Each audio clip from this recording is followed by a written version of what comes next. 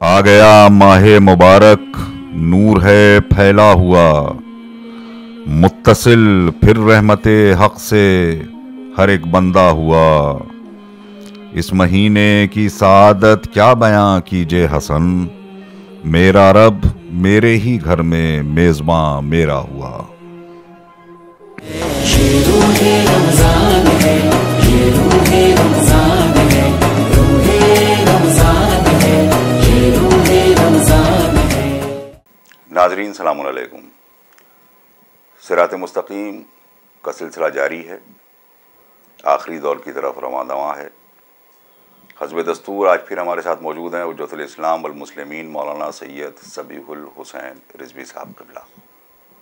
नाज़रीन, खुदावंद आलम ने अपनी इबादत का, बल्कि अपनी तमाम इबादतों का जो सबसे अहम तरीन मकसद करार दिया है वो ये है कि इंसान की ज़िंदगी में एक नज़्म व ज़ब्त आ जाए, एक डिसिप्लिन आ जाए। वरना खुदावंद आलम के लिए तो इबादत करने को सिर्फ फरिश्ते ही काफ़ी थे।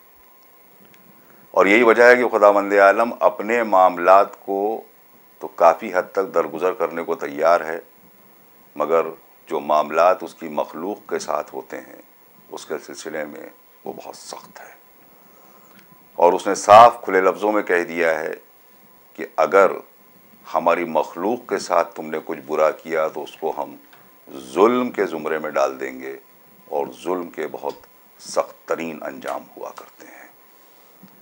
और इसके लिए जो बहुत ही अजीब व गरीब चीज़ है वो ये है कि जब तक कि आप उससे ख़ुद माफ़ी के तलबगार ना हो जाएं और वो माफ़ ना कर दे जिस पर आपने जुल्म किया है या जिसके साथ आपने ज़्यादती की है, तो अल्लाह माफ़ नहीं करेगा।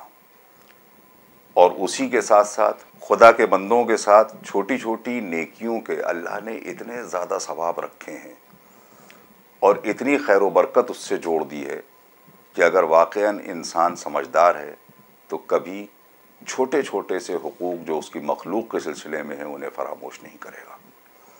उसी में जहाँ पे कल हम लोगों ने बात छोड़ी थी, बहुत कीमती बात थी, इसलिए मैंने चाहा कि चंद जुमले और मौलाना से उसके सिलसिले में मालूम करें। पड़ोसियों के हुकूक, चूँकि जैसा कल मैंने आपसे अर्ज़ किया कि हमारी ज़िंदगी में एक बहुत अहम रोल हमारे पड़ोसी का होता है। जहाँ पर कोई नहीं पहुँच पाता वहाँ सबसे पहले हमारा पड़ोसी मौजूद होता है। हमारी जो मुश्किलें कोई नहीं जान पाता वो मुश्किलें हमारा पड़ोसी जान जाता है। हमारे बच्चों की तरबियत में जो दूसरा कोई रोल अदा नहीं कर सकता वो हमारा पड़ोसी अदा कर सकता है। शर्त ये है कि दोनों तरफ खुलूस कायम रहे। आज इसी बात को आगे बढ़ाते हुए हम मौलाना से बात करते हैं। जनाब सलाम अलैकुम अस्सलाम व रहमतुल्लाहि व बरकातुहू। आपने पड़ोसियों के हुकूक के सिलसिले में कल बहुत खूबसूरत चंद बातें बताई थी, ख़ास तौर से इमाम जब सादिक़ अलैहिस्सलाम की जो खूबसूरत सी हदीस थी। मैं ये चाहता हूँ कि कुछ और वाज़े करके जो मासूमीन से आई हैं, मैं बहुत ज़्यादा तफसील में तो नहीं जाना चाहूँगा कि उस पर एक तफसीली गुफ्तगू हो जाए, मगर वाज़े अल्फाज में जो आपको कम से कम 3 बातें बहुत खूबसूरत जो लगी हों वो बयान फरमाएं। औज़ु बिल्लाहि मिनश शैतानिर रजीम, बिस्मिल्लाहिर रहमानिर रहीम, अल्हम्दुलिल्लाहि रब्बिल आलमीन, अस्सलातु वस्सलाम अला रसूलिल करीम व आलिहि ताहिरीन अजमईन, ला सियमा अला हुज्जत इब्निल हसन अल अस्करी बक़ियतिल्लाहिल आज़म, सल्लल्लाहु व सल्लमु अलैहि अजमईन मा बक़ीत व बक़िल लैल वन नहार व लअनतुल्लाहि अला अदाइहिम अजमईन। देखिए, कल बात जहाँ ख़त्म हुई थी वो असल में पड़ोसियों के सिलसिले से, और गुफ्तगू पड़ोसियों के दरमियान में इसलिए आई कि हुजूर का पड़ोसी था अबू लहब, और बहुत ही बदतरीन पड़ोसी था जी। हर इंसान किसी न किसी का पड़ोस है, और पड़ोस में मज़हब की कोई शर्त नहीं है। बहुत अच्छी बात है, सुभान अल्लाह। ये नहीं कि वो जो पड़ोसी है वो आबिद शब जिंदादार हो तभी हम उसको पूछेंगे, नहीं, पड़ोसी अगर काफिर भी है तो उसका हक़ है, और उसके हक़ की बुनियाद पर बहरहाल अगर हम हक़ अदा नहीं करेंगे तो उन हुकूक के अदा न होने के जो दुनिया में सज़ा है वो बहरहाल हमें मिलेगी। लिहाजा इस्लाम ने काफिर पड़ोसी का भी ख्याल किया है। चे जाएगी मोमिन, हुजूर सल्लल्लाहु अलैहि वसल्लम को चूँकि पड़ोसी बहुत ही बदतरीन मिला था اور آپ آئے بھی تھے نظام کائنات لے کر کے انسانیت کو اصول اور انسانیت کو نجات کے راستے پر لگانے کے لیے. تو ظاہر بات یہ تو حضور کے پروگرام میں رہا ہی ہے. پڑوسی وغیرہ کے حقوق، تمام حقوق حضور کے پروگرام میں تھے، مگر چونکہ حضور پر گزری بھی ہے تو لہذا حضور یہ جان رہے ہیں کہ ایک بدترین پڑوسی کیسا ہوتا ہے. اسی لیے امام جعفر صادق علیہ السلام کے پاس ایک شخص گیا اور اس نے کچھ شکوہ کیا پڑوسی کے سلسلے سے. تو امام علیہ السلام نے بہرحال اس میں جو کام کرنا تھا وہ کیا. اس وقت امام نے ایک واقعہ سنایا. امام علیہ السلام فرماتے میرے جد رسول اللہ صلی اللہ علیہ وآلہ وسلم کے پاس کوئی ایک مسلمانوں میں سے ایک شخص آیا اور آ کر کے کہا یا رسول اللہ میرا جو پڑوسی ہے اس سے مجھے تکلیف بہت ہے. اس کے مطلب کچھ نہ کچھ ایسی حرکت ضرور کرتا ہے جس سے کہ ہم پریشان رہیں. جی. کوئی نہ کوئی ایک ایسی حرکت، کوئی نہ کوئی ایسی بات، کوئی نہ کوئی ایسی گفتگو، کوئی نہ کوئی ایک ایسی ایکٹیویٹی اس کی کچھ ایسا ضرور ہوگا کہ جس سے ہم پریشان ہوں اور اندر سے میں تکلیف مطلب برداشت کر رہا ہوں. اور مجھے نہیں لگتا نہیں مطلب وہ تھوڑا سا طاقتور ٹائپ کا تھا. جو مزاج روایت بات سمجھ میں آئی ہے کہ وہ تو گویا طاقتور ٹائپ کا تھا اور وہ سمجھنے والا بھی نہیں ہے. گویا اس نے اس کا مطلب کہ ٹوکا ہوگا، کچھ کہا بھی ہوگا، سمجھنے والا نہیں ہے.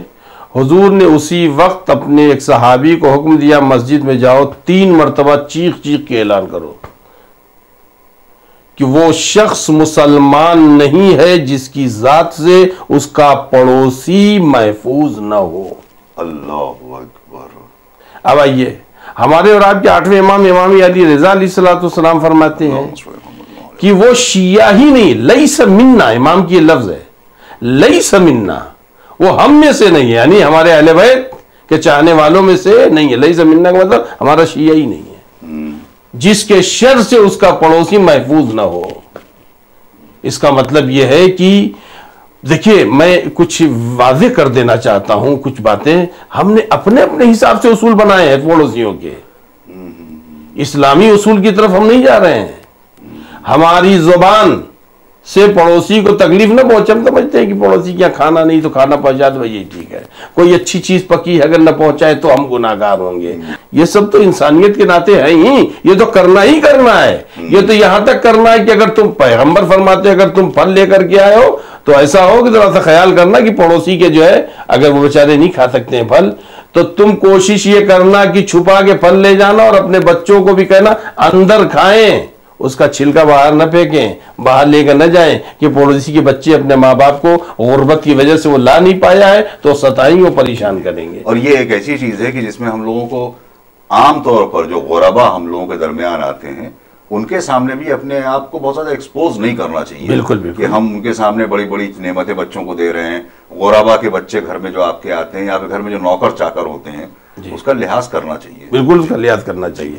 تو اب یہ دیکھیے پیغمبر اسلام نے یہاں تک وہ کہا ہے کہ تم جو ہے جو کھانا پکاؤ تو یہ بھی دیکھو کہ اگر پڑوس والا ٹھیک ہے اگر وہ بھی تمہاری طرح ہے وہ بھی پکا سکتا ہو کرتا کوئی حرج نہیں ہے، مگر یہ کہ اگر اس کے یہاں غربت ہے پریشانی ہے تو بہرحال اس کی خوشبو جائے گی تو اس کے بچے پریشان ہوں گے، اس کے بچے پریشان کریں گے. تو یہ جو فقرہ ہے جو میں کہنا چاہتا ہوں یہ کہ ہم دیکھیں ہماری زبان سے پڑوسی کو اذیت نہ پہنچے، ہماری آنکھوں سے اذیت نہ پہنچے پڑوسی کو، ہماری یہ اٹھنے بیٹھنے سے اذیت نہ پہنچے پڑوسی کو. معلوم تھا ہم 2 بجے رات تک اپنے یہاں محفل سجائے ہوئے ہیں اپنے دوست احباب کو بلا کر کے وہ اپنا ٹھٹے بازی ہو رہی ہے، پڑوس میں بیچارہ سونا چاہتا نہیں سو پا رہا. ارے جناب آج کے زمانے میں تو کوئی محفوظ نہیں ہے اس بلا سے. یہ جو گھروں میں میوزک چل گیا ہے کہ رات بھر ڈیک چل رہے ہیں جی، یا آپ کو نیند ہی نہیں آتی ہے بغیر گانے سنے ہوئے، تب پڑوسیوں کو جو ہے گناہ کا گناہ اور پڑوسیوں کو اذیت دینا الگ. اگر کوئی شخص پڑوسی اپنے پڑوسی کے جھانک تانک کرتا ہے، اللہ اکبر، بیٹی جوان ہے، بہو ہے، سامنے نہیں ہو رہی ہے، سمجھے اب نہیں ہو رہی تو نہ ہو بھائی، تمہیں کیا پریشانی ہے. یہ حدیث جی پیغمبر اسلام صلی اللہ علیہ وآلہ وسلم سے ہے، ایسا شخص دنیا سے نہیں اٹھے گا مگر رسوا ہو کے. اللہ اکبر. جو لوگ ادھر ادھر ان کی ناموز پہ تاک جھاک کرتے ہیں اور اپنے پڑوسیوں میں مطلب اس بات کا خیال نہیں کرتے کہ مثال کے طور پر ہماری چھت اونچی ہے، آدمی جھانک رہا ہے، تاک رہا ہے، یا اس بات کا لحاظ نہیں کر رہا ہے کہ مطلب ان کے آگے عورتیں جو ہے کس حال میں ہوں گی، اور اگر آدمی جو ہے غور اب اپنی چھت پر بیٹھا ہوا یا اپنی دیوار سے یا اپنے کسی بھی جگہ سے اگر ادھر ادھر نامحرموں کو دیکھ رہا ہے، ناموز کی ان کی نظر ڈال رہا ہے، پیغمبر فرماتے ایسا پڑوسی اس وقت تک نہیں مرے گا جب تک کہ رسوا نہ ہو لے، رسوا ہوگا تبھی مرے گا، اور قیامت میں جب وہ اٹھے گا تو منافقین کے ساتھ اٹھے گا۔ تب آپ دیکھیے یہ مسلسل دو تین جو باتیں میں نے آپ کے ذریعے سے میں نے مومنین تک پہنچانے کی کوشش کی ہے کہ پہلی بات تو یہ ہے کہ وہ پیغمبر کہتے ہیں وہ مسلمان نہیں ہے جس کے شر سے پڑوسی محفوظ نہ ہو۔ ہمارا امام 8ویں امام علیہ السلام کہہ رہے ہیں واللہ عیسی منا، وہ ہمارے شیعوں میں سے نہیں ہے۔ اور تیسری بات یہ کہ جو تاک جھاک کرتے اپنے پڑوسیوں میں، اس جو محشور ہوگا تو منافقین کے ساتھ۔ اب کیا بچتا ہے؟ اب پڑوسی کی یہیں سے حیثیت آدمی سمجھے، لہذا سب سے بہترین پڑوسی وہ نہیں ہے کہ جو ہر وقت جا کر کے کوئی اچھی چیز پکی لا کر کے دے دے، یہ دے دے، نہیں، مگر وہ جو شکوے کا لہجہ ہے، ہم کو انہوں نے کہا نہیں ہے، یا ہم کیوں ہو سکتا کہنا بھول گیا ہوا، ہو سکتا اس لیے نہ کہا ہو کہ نہیں تو معلوم ہی یہ تو میرے پڑوسی ہیں، یعنی پڑوسی کے لیے ہے، یعنی کہ الجار و قدار، جو پڑوسی ہوتا ہے وہ صاحب خانہ کی طرح ہوتا ہے، یہ تو آتے ہی جاتے ہیں، ان کو کیا کہنا، یہ تو گھر کے، ہو سکتا ہے یہ سمجھ کر کے نہ کہا ہو۔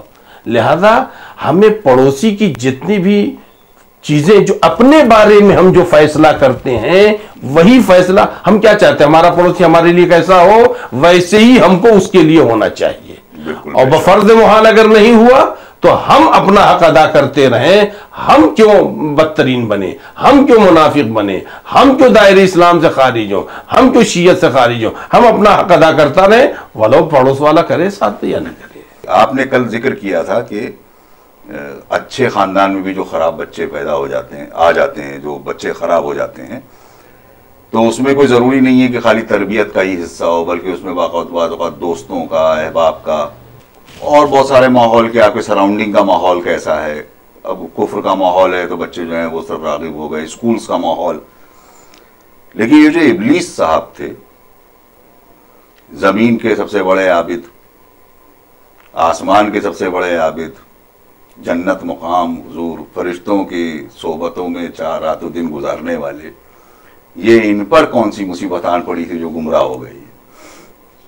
دیکھیے آپ کے سوال کا خلاصہ میں بتا دوں، ماحول آدمی کو بگاڑ دیتا ہے، تربیت آدمی کو بگاڑ دیتی ہے، اور خدا نے بھی کہا قرآن مجید میں کہ ہم نے ہر انسان کو فطرت اسلام پر پیدا کیا ہے، ان کی پالنے والے کی گودیاں ہیں جو انہیں بدل دیتے ہیں۔ تو ظاہر سی بات ہے اگر ایک شخص جو مطلب خانہ کعبہ کے پاس رہتا ہو اور کوئی کہے کہ صاحب وہ نماز شب پڑھتا ہے تو یہ کوئی بڑی بات نہیں ہے، مگر ایک شخص جو ہے یورپ میں رہتا ہے اور وہ کلب کے پڑوس میں رہتا ہے مگر وہ نماز پنجگانہ نہیں چھوڑتا ہے تو بہت بڑی بات کہی جاتی ہے۔ بالکل۔ تو ظاہر سی بات ہے کہ اس میں تو کوئی شک نہیں کہ تربیت، ماحول، ان تمام چیزوں کا اثر پڑتا ہے، اور آپ کا یہ سوال بھی اپنی جگہ صحیح ہے، اور یقیناً لوگوں کے ذہن میں یہ سوال پیدا ہونا چاہیے کہ شیطان تو ملائکہ کی بزم میں رہتا تھا، شیطان تو معصوم کی ماحول میں رہتا تھا، جہاں پر ملائکہ کی بزم میں بھی جو بلایا گیا اپنی عبادتوں کے ذریعے بلایا گیا، یہاں پر رہا تو گمراہ نہیں ہوا، جہاں امکانات تھے، جہاں امکانات تھے وہاں تو ملائکہ کا معاملہ، وہاں تو عصمت کا ماحول ہے، عصمت کی بستی ہے، وہاں پر کیسے گمراہ ہوا؟ دیکھیے گمراہی کے لیے ایک چیز میں نے کل آپ سے کہی تھی اور آج پھر کہہ رہا ہوں، یقیناً لوگوں کے ذہن میں سوال ہوگا، نہیں تو آپ کے سوال سے تو بہرحال ہو ہی جائے گا سوال پیدا۔ تو یہ سب سے بڑی بات یہ ہے کہ انسان کوئی بھی چیز ہو، کوئی بھی چیز، ایک انسانی نہیں، کوئی بھی چیز میں ایک ہوتی ہے جذب کرنے کی طاقت، جذب کرنے کی طاقت، بہرحال اسی کے نتیجے میں یہ ہے کہ انسان کے یعنی جذب کا اگر صلاحیت ہے تو درختوں کو سیراب کرے گی، پودوں کو سیراب کرے گی زمین، اس کے سینے پر بھی اچھے اچھے جو ہے آپ کے باغات اور غنچے کھلیں گے، جذب کرنے کی صلاحیت ہونی چاہیے۔ بات اصل یہ ہے کہ اللہ نے انسان اور جناتوں کو ایک چیز دی ہے، نفس، اور اسی کے ذریعے انسان نے اللہ نے اختیار دیا ہے۔ انسان کو بااختیار جو بنایا ہے وہ یہی بنایا ہے، انسان کا نفس. اسی طرح اجنہ کو بھی اللہ نے نفس دیا ہے. خواہشات، خواہشات کون سی چیز ہے جس سے خواہشات پیدا ہوتی ہیں؟ سوال یہ وہ نفس ہے. شیطان اور ملائکہ کے ہاں کیا ہے؟ ملائکہ کے ہاں خواہشات نہیں ہیں، اسی لیے ملائکہ افضل بھی نہیں ہے، اسی لیے ملائکہ افضل بھی نہیں، ان کے خواہشات نہیں ہیں. جناتوں کیا ہے؟ انسانوں کیا ہے؟ خواہش. شیطان ملائکہ کی بستی میں رہتا تھا مگر نفس اور خواہشات سے خالی نہیں تھا. خواہشات کی صلاحیت اس کے اندر تھی، تو اسی خواہشات کی صلاحیت کی بنیاد پر اس کو چاہیے تھا کہ عقل سے فیصلہ لیتا، اور اس نے عقل سے فیصلہ نہیں لیا اور اپنے آپ کو نفس کے خواہشات کے جہنم کے حوالے کر دیا.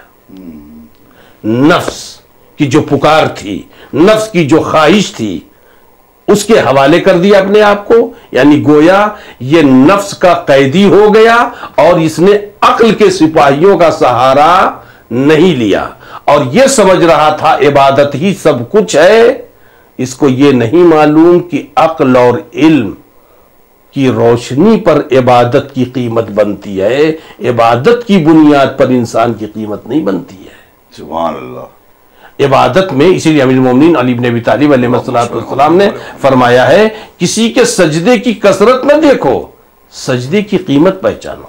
امام جعفر صادق علیہ السلام فرماتے ہیں کسی کے لمبے لمبے رکوع اور سجدے کو نہ دیکھو، دیکھو معاملات میں کیسا ہے. معاملات کا مطلب لین دین.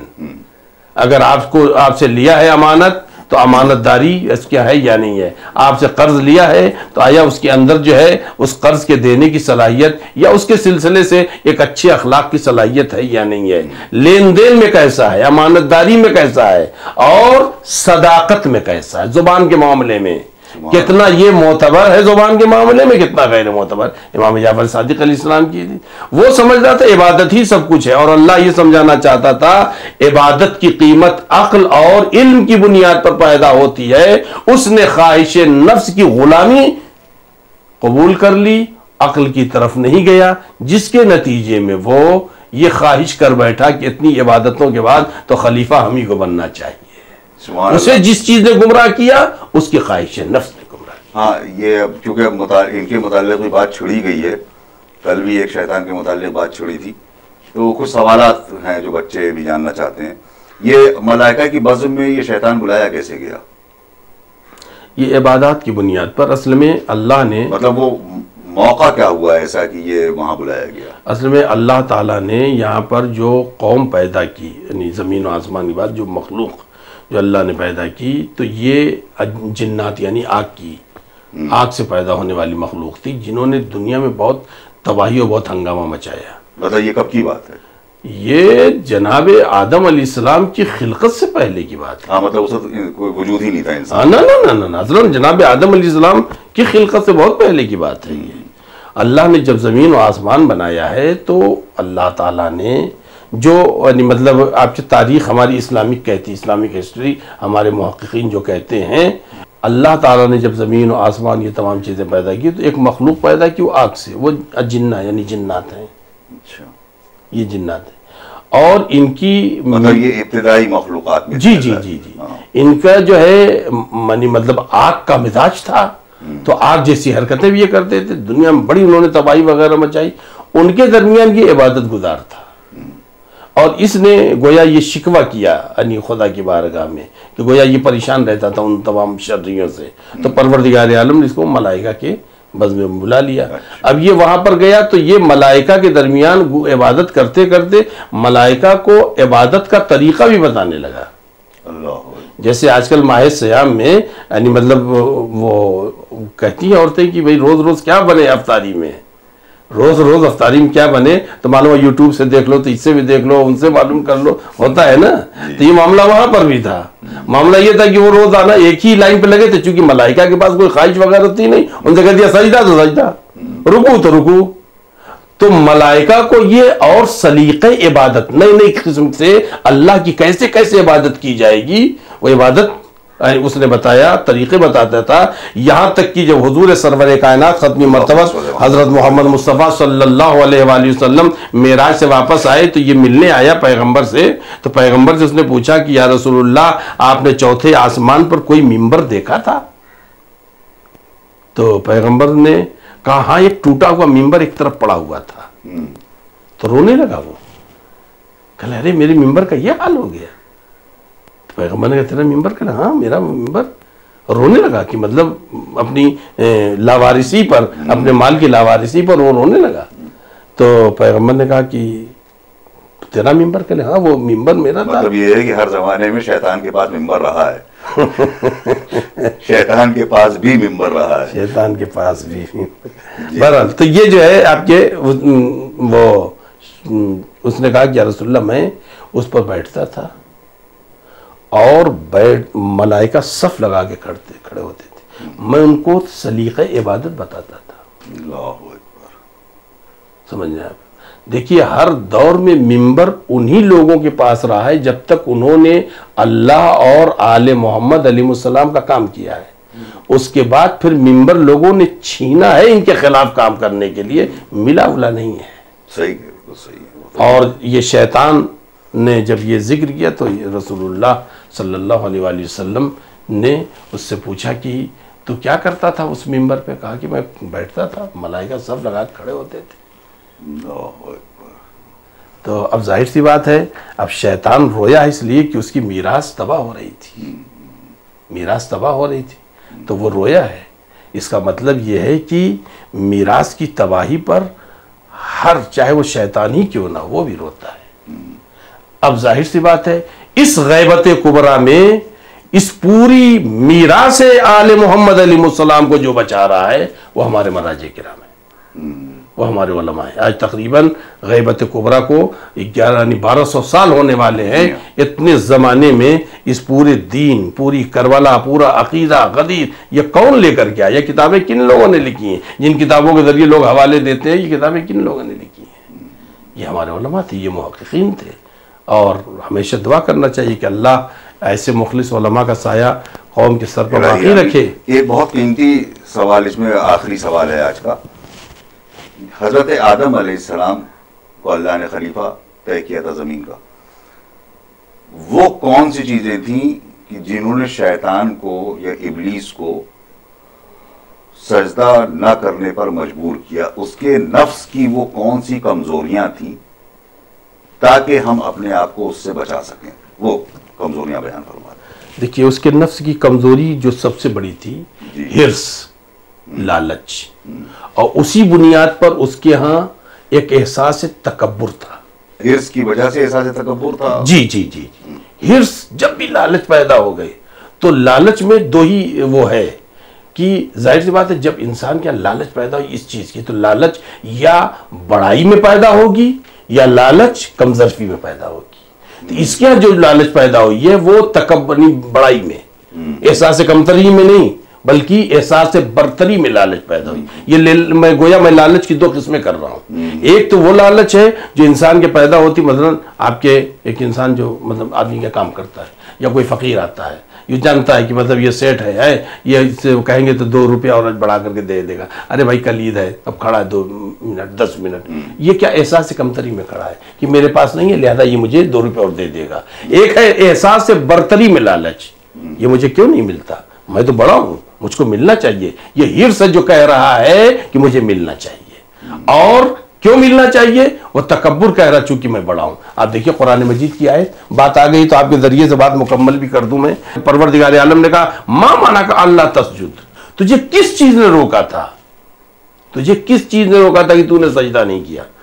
تو اس نے کہا کہ تو نے ان کو مٹی سے بنایا ہے اور مجھ کو آگ سے بنایا. دیکھیے وہ ہرس خلافت کا لالچ کس بنیاد پر تھا کہ میں بڑا ہوں مجھے ملنا چاہیے، میں آگ سے بنا ہوں. بہت اچھی بات. وہ سڑی ہوئی مٹی سے بنے ہیں. تو جو بات میں آپ کے ذریعے سے مکمل کرنا چاہتا ہوں تاکہ دوبارہ پھر وہ سوال پیدا نہ ہونے پائے، تو کیا واقعاً شیطان صحیح کہہ رہا تھا؟ معاذ اللہ عیاذ باللہ خاکم بدہن، یعنی مطلب واقعاً ایک مفضول سے افضل کا سجدہ کروا رہا تھا. کیا واقعاً یہ بات تھی جو شیطان نے سوچا تھا؟ ایک سوال پیدا ہوتا ہے. بالکل بالکل. تو یہ اس کی بہت بڑی غلط فہمی ہے. شیطان کی یہ سب سے بڑی غلط فہمی تھی کہ میں افضل ہوں چونکہ میں آگ سے بنایا گیا ہوں. اللہ نے مٹی کے اندر جتنا کرم رکھا ہے آگ اس کرم کو سوچ نہیں سکتی. اب آپ دیکھیے زندگی کی جتنی بھی چیزیں ہیں یہ کہاں پائی جاتی ہیں؟ پانی کہاں سے نکلتا ہے؟ صحیح. زمین سے نکلتا ہے. پیٹرول اور یہ ڈیزل کہاں سے نکلتے ہیں؟ یعنی مطلب یہ جس سے زندگی ملتی ہے انسان کو، جو 3 اہم چیزیں ہیں کہ آدمی کو غذا جی سب سے اہم اسی سے مل رہی ہے، پانی سب سے اہم اسی سے مل رہا ہے، اور انہی درختوں کی وجہ سے ہواؤں میں فریشنس ہے. یعنی مطلب مٹی اس کا ذریعہ ہے. مٹی ہے نا. اب آپ دیکھیے یعنی دونوں میں ایک بنیادی ایک ہی جگہ سے آپ سمجھ لیں یہی آگ ہے. یہ آگ کا فائدہ تھوڑا ہے، یہ نہیں کہ نہیں ہے. اللہ نے بلا فائدہ کسی چیز کو نہیں پیدا کیا، مگر جتنا فائدہ وہ کہہ رہا تھا کہ ہم افضل ہیں اس لیے کہ ہمارے اندر گن بہت زیادہ ہیں، تو یہ کہنا اس کا غلط تھا.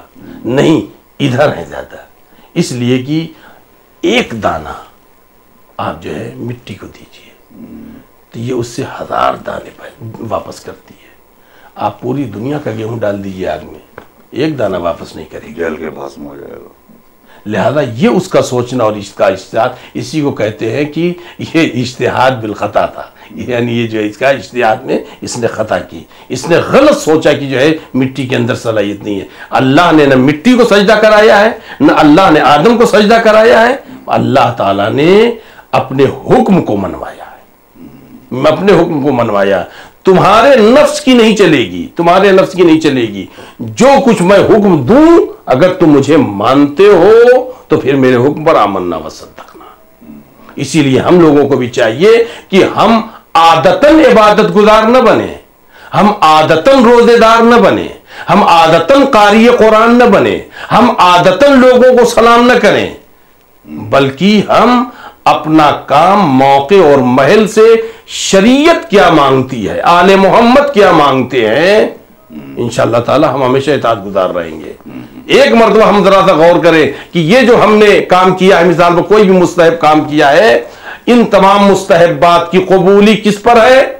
سال میں ایک مرتبہ خمس نکلنا چاہیے، سال میں ایک مرتبہ خمس نکلنا چاہیے. ہم جو یہ مستحبی نمازیں پڑھ رہے ہیں کب قبول ہوگی؟ جب واجب ادا ہو. کیا کہنے ہیں، سبحان اللہ. جب واجب ادا ہو. ہمارا یہ روزہ، یہ ہمارا جو ہے روزہ جو ہے آپ کے مستحبی ہم روزہ رکھ رہے ہیں مثال کے طور پر 15 شعبان کو یا مطلب 13 رجب کو، کب یہ قبول ہوگا مستحبی روزہ؟ جب ہمارا واجب روزہ ادا ہو. اس کا مطلب یہ ہے امام حسین علیہ السلام کے چاہنے والوں نے صحرائے کربلا میں جو پیغام دیا وہ یہی ہے. جذبات کے دھاروں میں بہنے کا نام شیعت نہیں ہے، بلکہ اپنے جذبات کو حکم امام کا پابند بنا دینا، اسے شیعت کہتے ہیں، اسے وفا کہتے ہیں اور اسے کامیابی کہتے ہیں. کیا کہنا ہے، سبحان اللہ.